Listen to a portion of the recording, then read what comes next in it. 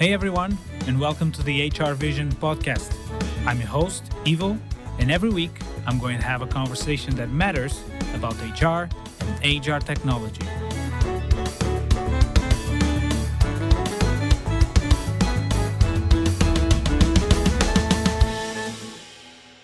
Hello there.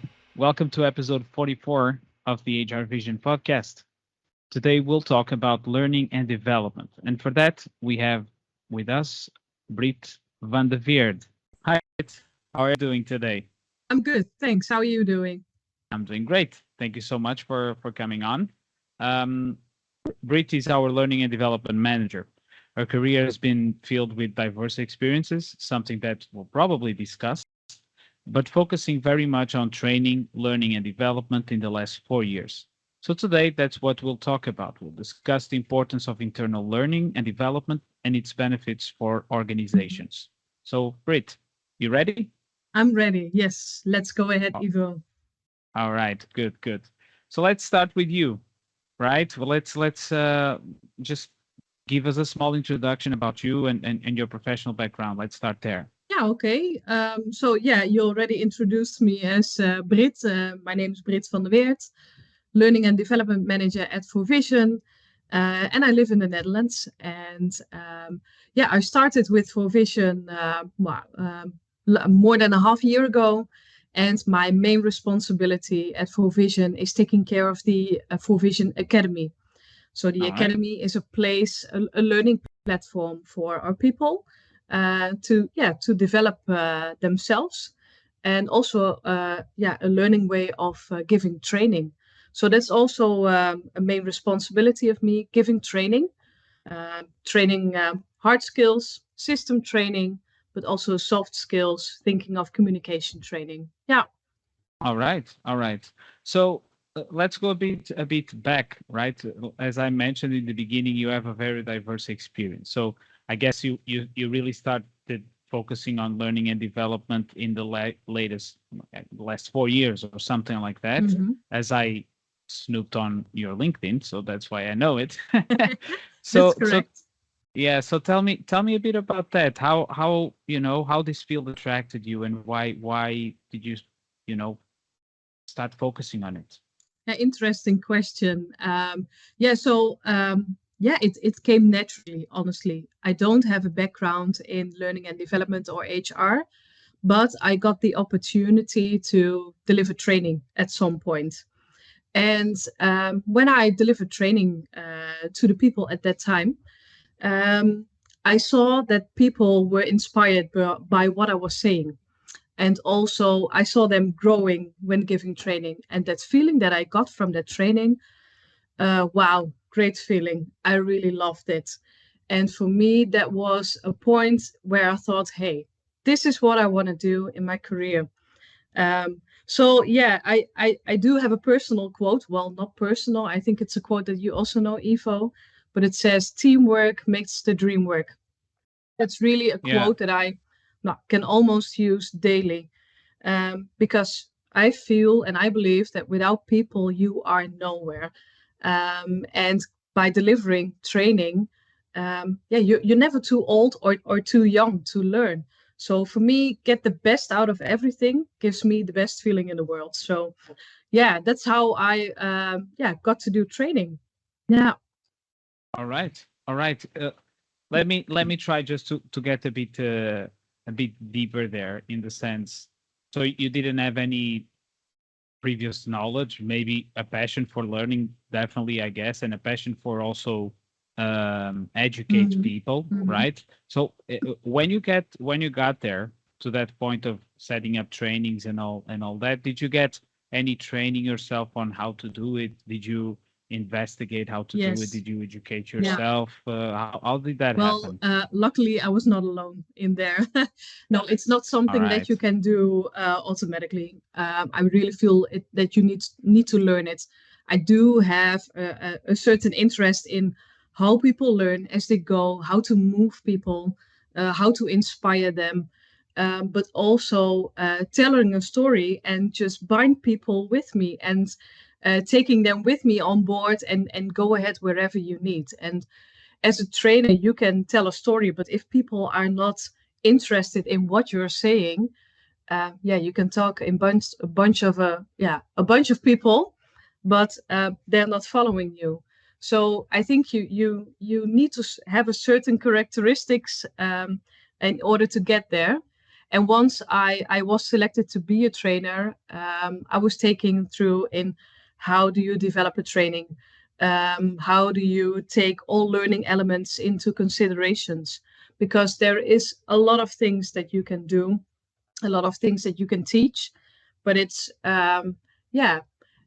it's a good way of how to see what is necessary to do in a certain training, because there are a lot of options.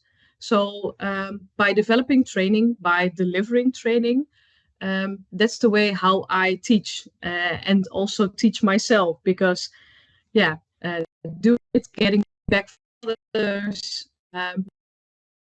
makes me improve my training. Learning by doing, that's the best way, indeed. Yeah.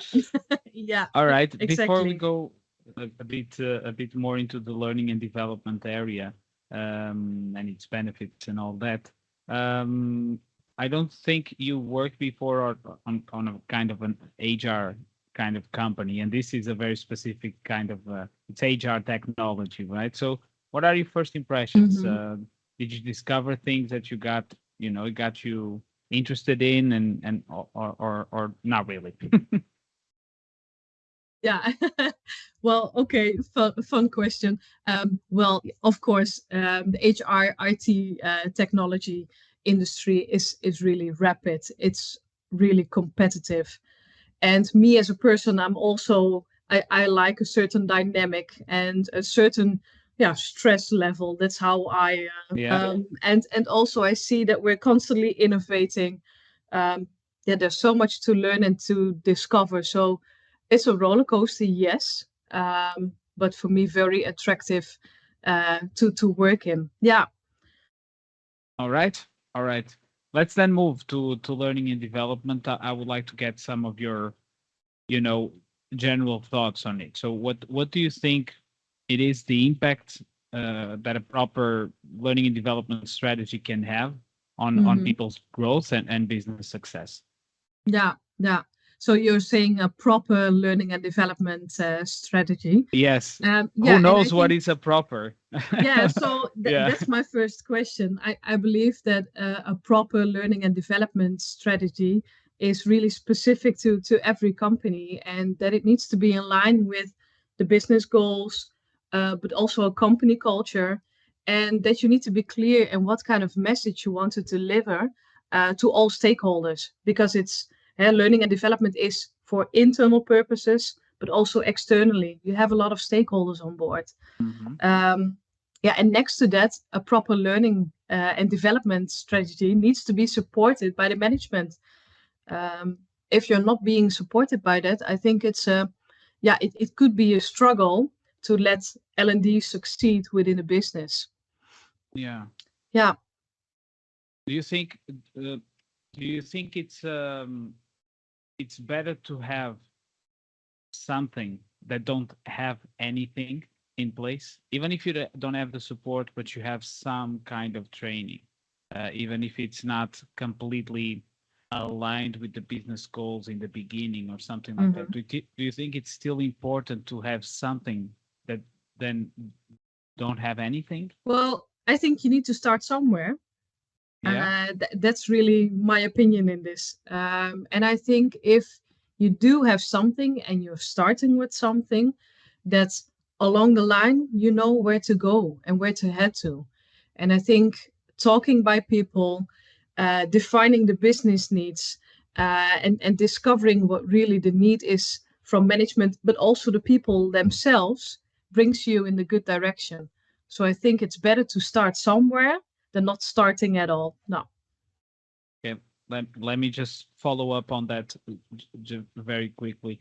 If you don't have anything and you need to start somewhere, would you start with the knowledge that you have already in the company, like hard skills or things that are related to the processes or the products that the company delivers? Would you start that, or you would go on a path that maybe you find easier, which is soft skills, for example, effective communication or something like that, how would you start, just in a glimpse? Well, first, I would say, what are the hard skills that people need to do? So, what Mm, do they need to perform? What skills do they need to have?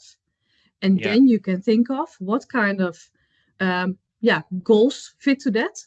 So, what kind of goal do you need to achieve in order to let people do that?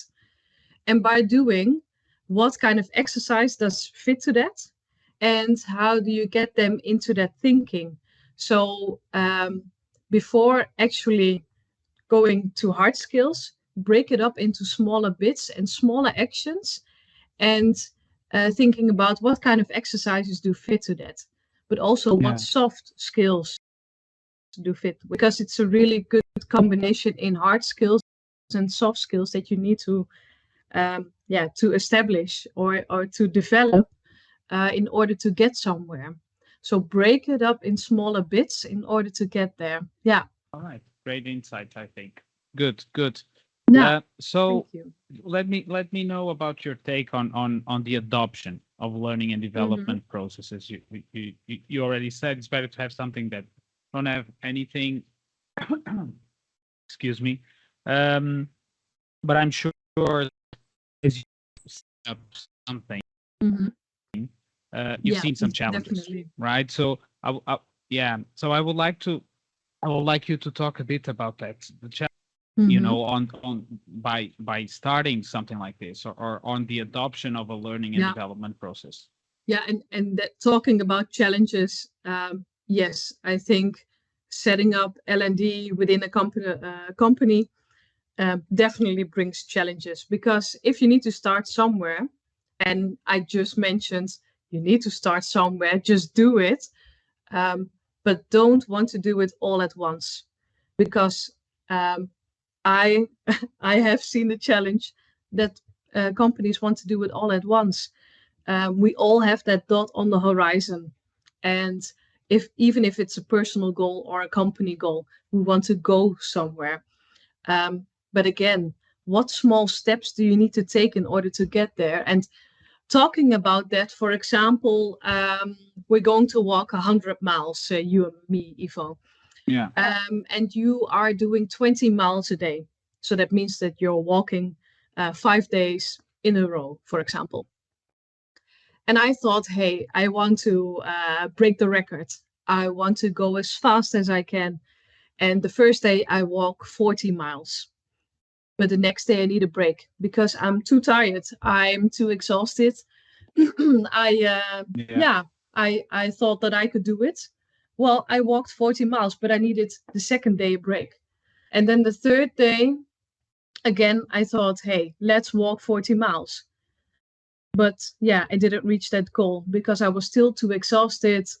My feet and legs were hurting. I got blisters on my feet or toes, whatever happened. So in Yeah. order to get that 100 miles, you got it in 5 days, 20 miles each day. And I got, with ups and downs, I completed it, but not in a steady way, in a structured way. So, and I'm referring to a great book that I read on Jim Collins, 20 Mile March. I really recommend it everyone to read it, Mhm. because that really helps in breaking it down in smaller steps by not doing it all at once. It really helps you to do it at your own pace and do what suits the company to set up a good L&D. Yeah.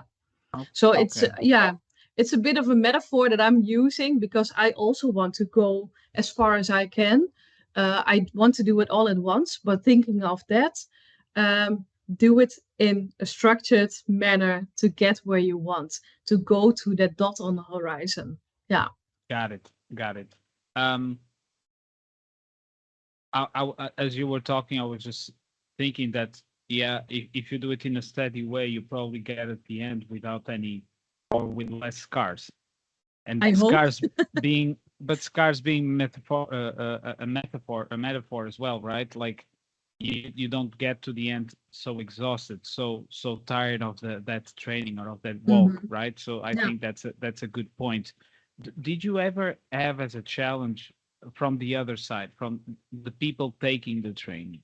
Did you ever Mhm. have a challenge like people not believing this is really necessary, or saying that I'm sorry, but this is really not for me? When you have already the word of the manager saying no, no, they should Mhm. take it because it's good for them. Did you Mhm. have any sort of those challenges as well before? Yes, of course. I think every trainer does recognize, and let's say like difficult people in training, how Yeah, to deal with that.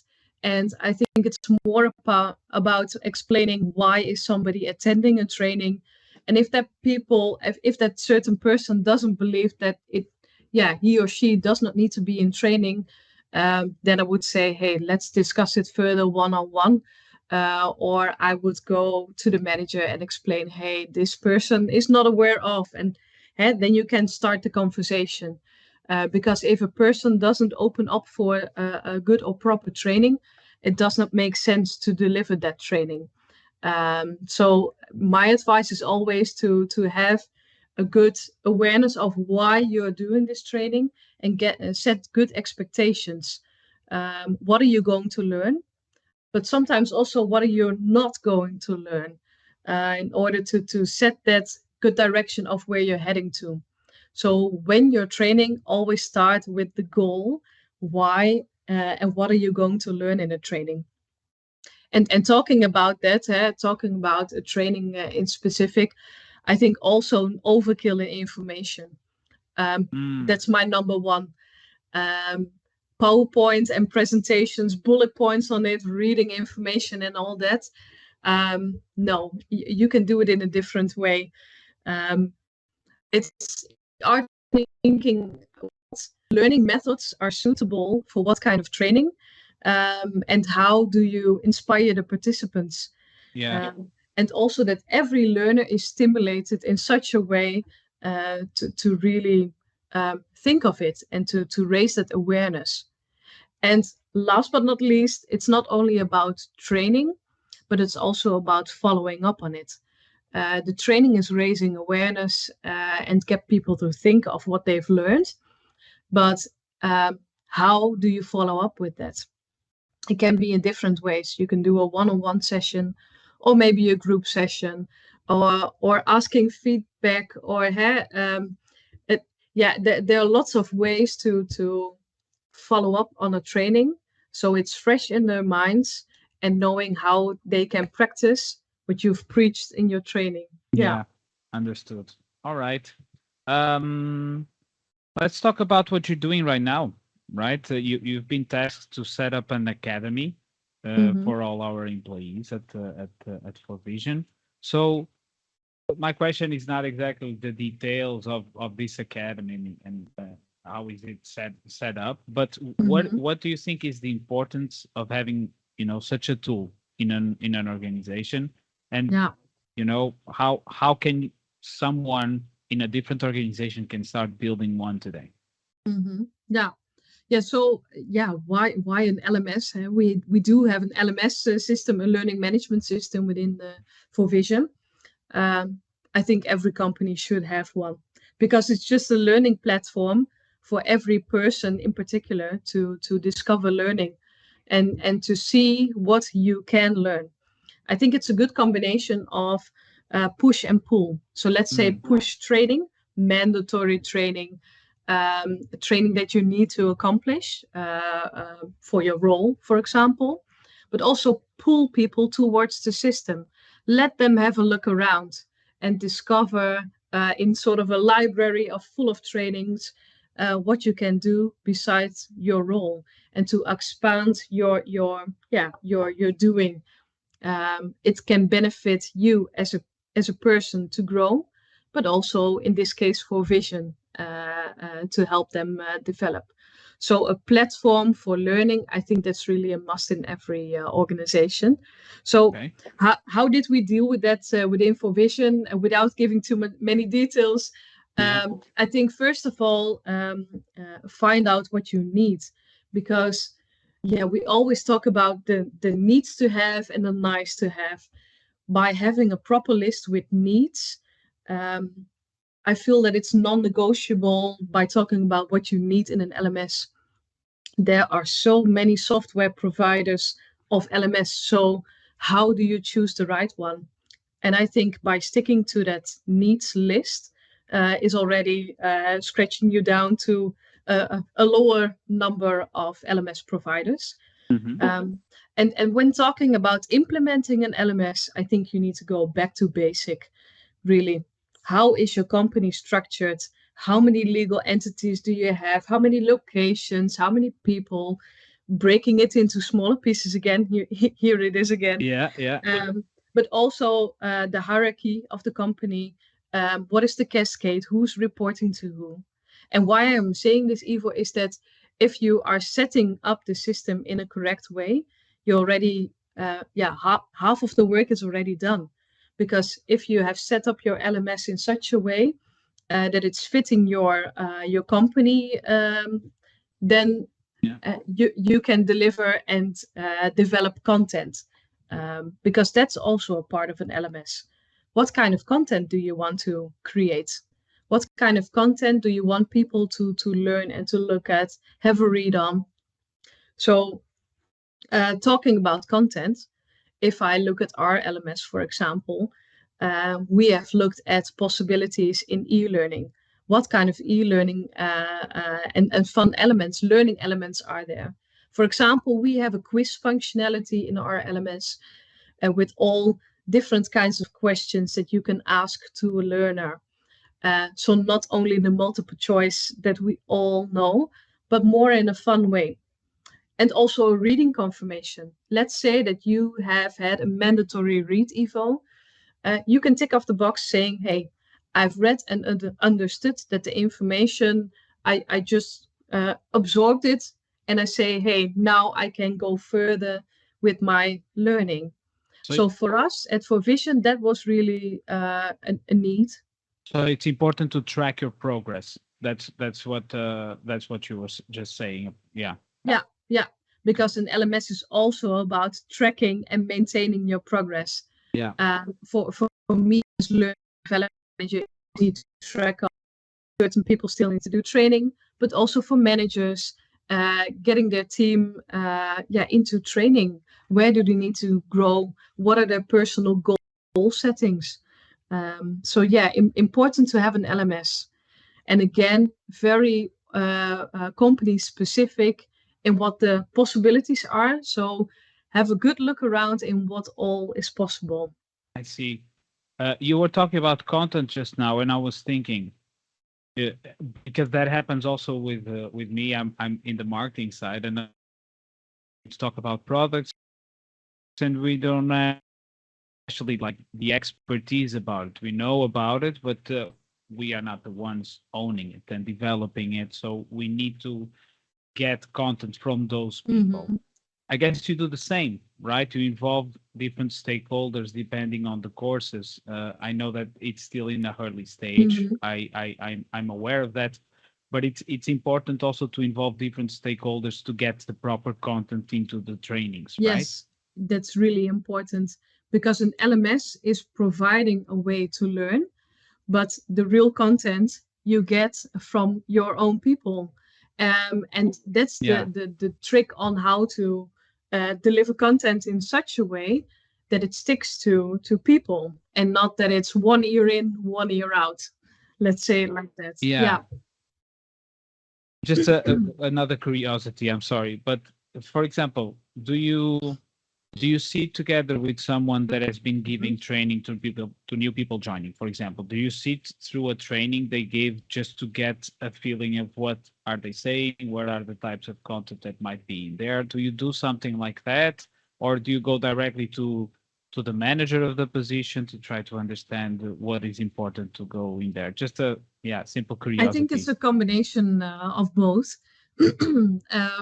Talking about going to a manager, yes, or define what the business needs are. But I think it's far more important to sit with the team member itself to see and understand what really happens in order to deliver a practical training. Because I can talk about theory as much as I can. I can talk about models and people that are inspiring. But as long as it's not practical, I think what is then the sense of delivered training? So yeah, a combination of both. Moreover, go to the team member. Yeah. Okay, that's very interesting. Just one last thing that piqued my attention. Would you, for example, go to someone that is already in the company for some time just to find if there are gaps there of learning, or like what is, what was missing when you joined? What was missing on the training that you received? Do you do that as well? Is that something that you ever considered? Maybe I'm giving up ideas here. I don't know. Good question. I think I always go back to how did training go to improve yourself, because I feel like a training is always ongoing, it's always evolving and developing. It, if it if it isn't the content, then it is a way of how to deliver content. So I think there's always a way of improvement. Standing still for me means that you're moving backwards instead of going and moving forward. Yeah. So I think within learning and development, you need to have feedback from every stakeholder at all times, because that's the best way to deliver a training that suits the business needs. And to really get people interested in learning. And for me, it's the best way that people can walk out of a training, walk out, even if it's an online training, and thinking of, hey, maybe I already knew this content, but for me it's a refresher, or that I've inspired them and that they know how to work practical wise with the content I've just given them. So that's really my goal. Yeah, it's a big picture. You are building a big puzzle, right? With all this information, which can be the best fit possible. Cool. Yes. All right. Yeah. Let's look a bit into the future.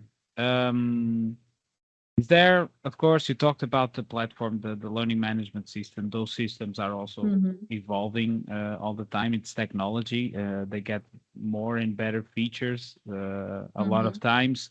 Is there any trends or developments, new developments that you think are coming to learning and development that you find interesting? Well, what I find interesting is that go ahead. We're talking about the future, but going back a little bit, that it's not about the number of complete, for instance. Going to the future is more about performance, performance-driven learning. It's about how many completions that you've did, but about the speed which you learn, and about applying what you've learned. So again, practical wise, what you can do with it. So not, let's say, hey, I need to do 4 trainings. Okay, done. And then that's that.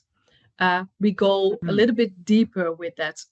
And talking about trends, talking about the way that we're now delivering training online, e-learning, but also still face-to-face.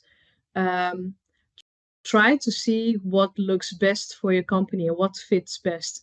It's not from this today anymore that we deliver 8 hours training on a day, because people get full with information. So try to see what is best for your company. Break it up again into smaller bites. That's really the trend, but also make it personal. And deliver it in such a way that people can do it at their own pace. By having an LMS and tracking down how you're doing, that's an ability that gives us the opportunity to learn at your own pace. And saying, hey, I do have half an hour left. Let's log in again and see what I can do. And follow up on your training, maybe the day after, or next week. I don't know. But it's not every information popped into 8 hours and then you walk out the door and you're stuffed and you're full, you're exhausted. No, that's really a new trend within learning and development. I see. You talked about e-learning there. I guess you had experience with both, probably because of the pandemic as well, and Mm-hmm. then after the pandemic, or even a bit before, because I know you were already Mm-hmm. working on that a bit before. Do you see differences? Do you still prefer, I guess, do you have a preference on, e-learning or in presence, in person? Mm-hmm. Or do you think both are useful? Depends on the context and the type of training you're talking about. Yeah, I think yes. For example, right now I'm giving communication training, talking about communication verbally, non-verbally. For me, of course, I do want to be present in a surrounding, in a training area where I can see people, read people, and see how they're acting, they're doing, because you talk about verbal and non-verbal communication. Talking about the e-learning, a systems e-learning, for example, how our products at FourVision are working, then I think, yeah, and more a proper way to do this. So, like you Hmm. were saying, it depends on the type of training, the type of goal that you have for the training, and also what do you want that the learner knows after following the training. What do they need to do? Yeah, that makes a lot Yeah, of sense. I'm sorry, but I'm going to bother you with one more thing about you no said. That worries. is, no, it's just I think it's very interesting. Is that a lot of times training and companies set up training, and it's like, yeah, you just need to do this, and you do it, Mm-hmm. and you do the 4 courses, and then after that, it's like, yeah, there's no Mm-hmm. application, and that was a very good point to make. I guess Mm-hmm. my question would be, how do you see that going? Is from my perspective, it should be a line between all stakeholders, the people that are learning, the people that are giving the trainings or setting them up, and the managers that are proposing their teammates to Mm-hmm. do that training. So there is a clear alignment between the goals that and making sure that we need these type of trainings to put these people in Mm-hmm. this learning path, in this Mm-hmm. development path, in this performance path. Like, so how do you achieve that? Mm-hmm. It's I guess you spoke a little bit about it. Is of course knowing exactly what are the requirements, what are the Mm-hmm. needs within the company, but I guess there's a lot of alignment to Yeah, be made between all people definitely. And I involved, think right? after um, giving a lot of training, um, let's talk about that. A certain topic is a training in this case, and you have decided with your manager that from back with the training is not only delivering content to get back from the participants, because Yeah, often in trainings you hear a lot of this and that's, and you can talk with the manager about that. So not only about how did the training go, how did that specific participant do, and what did I find of this and that, but also talk about what did I get back from them. Because in a training you need to create a safe environment where they feel that they can talk and be honest and really have the opportunity to learn, and that they really can say anything within that training.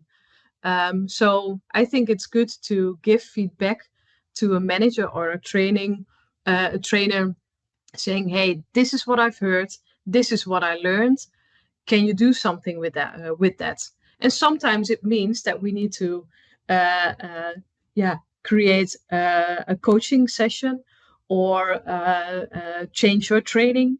It can be yeah, all different kinds of outcomes. And yeah. yeah, by talking about with every stakeholder, it's very important to keep them all aligned within a training.